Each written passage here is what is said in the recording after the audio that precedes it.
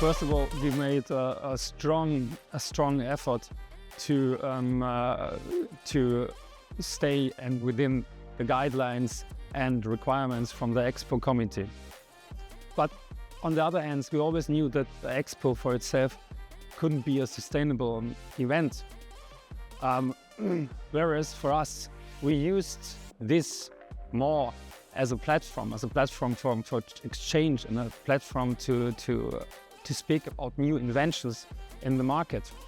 And this is what for us, this was the most important point about the Expo.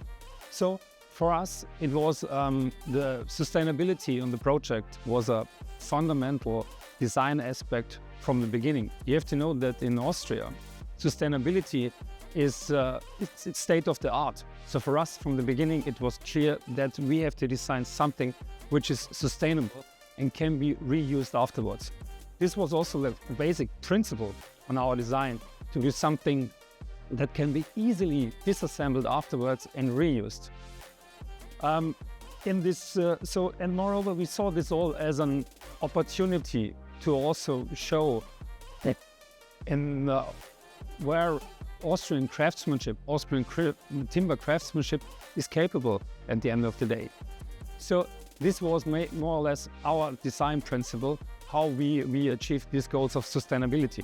It's a difficult question to say, but in our opinion, it varies widely from the south to the north of Europe.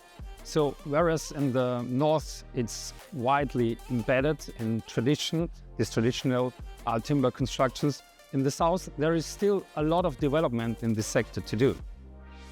But in our opinion, for example, Austria has here a very long timber tradition, so it's deeply embedded in our roots to build with timber, and we also are widely known in the world for our leading role in timber engineering. But timber and the use of timber has to be always assessed over the whole lifetime of the building. So it could be that it's not always the right material to use. You have to see when you look at the whole lifetime circle, you have to see how the material is processed, how it's treated, and how it's maintained. So the right use here is like the essential. And moreover, what is very important is that we also have a look back in the past. We need to learn of how the past generations, they treated the wood. We need to learn these lessons and take these lessons learned and transform it to modern engineering techniques in timber construction. So symptomatic for this kind of event is the heavy carbon nature it has. So we should really critically ask ourselves this question and how far it makes sense.